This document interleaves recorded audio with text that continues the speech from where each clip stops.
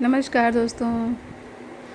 ये देखिए वनरिंग जू बहुत ही सुंदर लीफ होती हैं, इसकी वेरीगेटेड होती हैं और बहुत ही प्यारा पौधा होता है ये। तो पौधे तो खैर सभी अच्छे होते हैं, हम गार्डनर्स को तो सारे पौधे अच्छे लगते हैं। पर कुछ पौधे कुछ लोगों को बहुत अच्छे लगते हैं, कुछ लोगों को ज़्यादा कम अच्छे लगते हैं। तो ये देखिए मैंने वनरिंग जू को 2 गमले में लगा रखा है। फ़िलहाल तो अभी 2 गमले यहाँ सामने दिख रहा है और भी एक आध गमलों में लगे हैं, पर दूसरी जगह रखे हुए हैं। तो एक ये बर्ड प्लांटर में लगाया मैंने और एक गमले में, तो दोनों को ही एक अच्छा सा शेप दिया है। कोई भी पौधा आप लगाएं उसको अच्छे से मैनेज करिए, अपना मनचाहा शेप दीजिए तो उसकी सुंदरता और बढ़ जाती है और अच्छे से वो उसका रख रखाव करिए तो काफ़ी अच्छा चलता है। तो इस तरह से देखिए मैंने लगा कर रखा था इस तरह गमले में। बहुत छोटी सी कटिंग लगाई थी मैंने दोनों ही गमलों में, और उस छोटी सी कटिंग को जब पौधा बड़ा होता था फिर कटिंग करती थी मैं, उसी में लगाती थी। और इस तरह से कटिंग करते करते लगाते लगाते आज मेरा ये गमला पूरा भर गया है और काफ़ी सुंदर लग रहा है देखने में। ये ऐसे भी अच्छा लग रहा है। और ये बर्ड प्लांटर वाला भी तो काफ़ी ज़्यादा बुशी हो गया है, इसकी तो इतनी बड़ी बड़ी ब्रांचेज हो गई हैं और इतना ज़्यादा मतलब सुंदर तो खैर लग रहा है, लेकिन थोड़ा सा बेतरतीब लग रहा है हल्का सा। इसको थोड़ा ऊंचाई पर रख देती हूँ ना किसी स्टूल पे, तो इसकी ब्रांचेज नीचे लटकती हैं तो बहुत सुंदर लगती हैं। ये ज़मीन पर रखा हुआ है तो थोड़ा सा कम अच्छा लग रहा है। तो अभी तो मैं सबसे पहले इसकी कुछ ब्रांचेज काट करके वापस फिर इसी में लगा दूँगी, ताकि ये अच्छे से बढ़ता रहेगा। ये ना बहुत सुंदर प्लांट होता है, पर सुंदर होने के साथ बहुत नाजुक होता है। जो इसकी ब्रांचेज होती हैं ना बहुत नाजुक होती हैं, अगर आप इसको हल्का से टच कर दीजिए या बहुत प्रेशर से पानी डाल दीजिए ना पाइप से, तो भी इसकी ब्रांचेज टूट जाती हैं। तो इस तरह इसीलिए मैं क्या करती हूँ, जब जो ब्रांचेज टूटती जाती हैं या मैं कटिंग भी करती हूँ तो इसी में लगाती चली जाती हूँ, ताकि वो पौधा और बड़ा होता रहेगा। तो मतलब पौधे की कमी नहीं होगी और बड़ी बड़ी ब्रांचेज होती रहेंगी और पौधा भी मैनेज होता रहेगा। और अब तो बारिश भी शुरू हो गई है, तो आप अपने वनरिंग जू के पौधों में अगर हल्की फुल्की कटिंग लगी हो, बहुत ज़्यादा बुशी ना हुआ, तो इस तरह से कटिंग कर करके आप उसी में लगाते जाइए तो काफ़ी ज़्यादा बुशी हो जाएगा।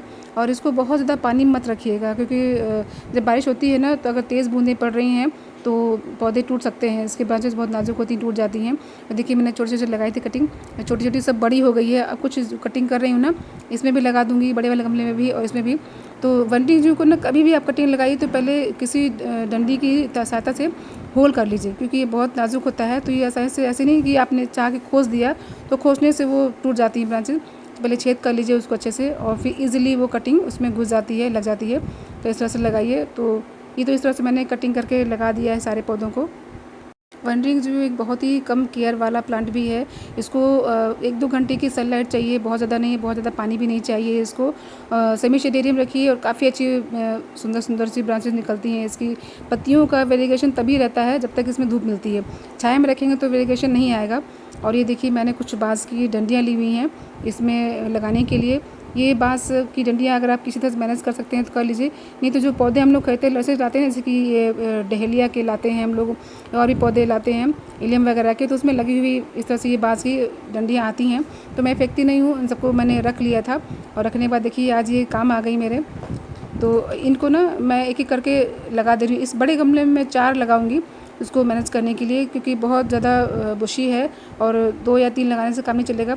एक एक राउंड शेप देना है इसको, तो राउंड शेप देने के लिए 4 मैंने लगा दिया है। और 4 लगाने के बाद आप जितनी हाइट का रखना चाहे उस हिसाब से रखिए। मैं बहुत ज़्यादा हाइट नहीं रखना है इसको, क्योंकि वो फिर वो बेहतर मतलब गिरने लगते हैं इधर से उधर, बैलेंस नहीं बन पाता है। एक मीडियम हाइट का ही मैंने लिया हुआ है। इसके बाद आप ये जो जूट की सॉरी नारियल की या जूट की जो सुतली आती है सुतली ले लीजिए, या प्लास्टिक की सुतली आती है वो ले लीजिए। तो मेरे पास प्लास्टिक की थी तो प्लास्टिक की सुतली ली है। तो उसको लेने के बाद ना उसको फिर सब तरफ से चारों तरफ से उसको राउंड राउंड में बांधना है। अभी फ़िलहाल मैंने थोड़ी बहुत कटिंग कर दी थी, इसमें ज़्यादा कटिंग नहीं की, क्योंकि जो ब्रांचेस बड़ी बड़ी थी ना उनको मैंने काट के एक बराबर का कर दिया है। तो कुछ कुछ पौधे ज़्यादातर एक बराबर के दिख रहे हैं, एक शेप में, बड़े बड़े नहीं दिख रहे हैं। तो ये सुतली मैंने ली है प्लास्टिक वाली, इसको चारों जो बाँस की डंडियाँ लगाई हैं ना, चारों को एक राउंड में बांधना है। बांध करके देखिए इस तरह से मैंने बांधा हुआ है, और पौधों को अंदर करते हुए, बाहर ना लटके रहें पौधे, सब पौधों को अंदर करते हुए इसको बांधना है। तो मैंने जो है कि इसमें 3 लेयर लगाई है, 3 लेयर में मैंने पूरा बांध दिया है। तो 3 लेयर लगाई, जहाँ तक पौधे हैं सिर्फ वहाँ तक, और ऊपर तक नहीं किया है मैंने। जैसे जैसे पौधे बढ़ते जाएंगे मैं ऊपर ऊपर लेयर लगाती जाऊँगी, और पौधों को अंदर ही करते रहना है, बाहर नहीं करते। तो एक बहुत सुंदर सा टावर जैसा तैयार हो जाएगा, काफ़ी सुंदर लगेगा। अभी तो फाइनली जब जैसा बड़ा होगा थोड़ा सा पता चलेगा। देखिए एक भी ब्रांचेस नीचे लटक नहीं रही हैं, जब बड़ी होंगी, जैसे बड़ी होंगी अगर लटकती जाएंगी तो उनको अंदर करती जाऊँगी, या देखूँगी जैसा कटिंग करना होगा कटिंग कर दूँगी उसको। और जो दूसरी वाली, एक तो ये तैयार हो गया मेरा, और दूसरा वाला जो बर्ड प्लांटर है, बर्ड प्लांटर के भी देखिए इस तरह से बेतरतीब है, तो इसमें भी कुछ मैंने कटिंग करके लगा दिया है वापस इसी में। और इसको भी मैं सोच रही थी कि कौन सा शेप दूँ, क्या शेप दूँ, लेकिन ये तो बर्ड है, तो मैंने सोचा कि बर्ड को बर्ड ही रहने दूँ और कुछ न बनाऊँ। तो मैंने 3 डंडियाँ ली हैं बाँस की, उसी में से एक साइज़ की, तो उसको मैंने तीनों को लगा दिया है।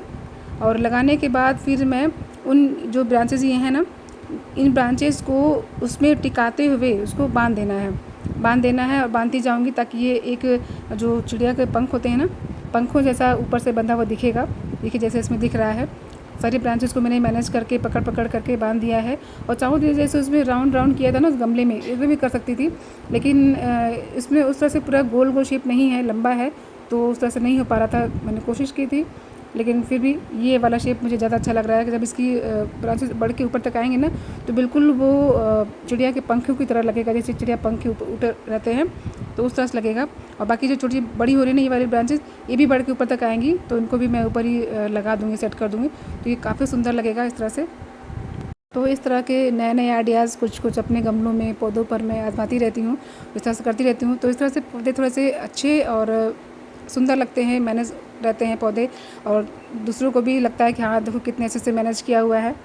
आपको भी ये आइडिया अगर अच्छा लगा हो तो अपने वनरी ज़ू में अपनाइएगा, इस तरह से करके देखिएगा एक बार कि किस तरह से करिए। और ये वीडियो, ये इन्फॉर्मेशन अच्छी लगी हो तो प्लीज़ मेरे चैनल को सब्सक्राइब कीजिएगा, और फेसबुक पे भी मेरा पेज है उसे फॉलो कीजिएगा। Thank you.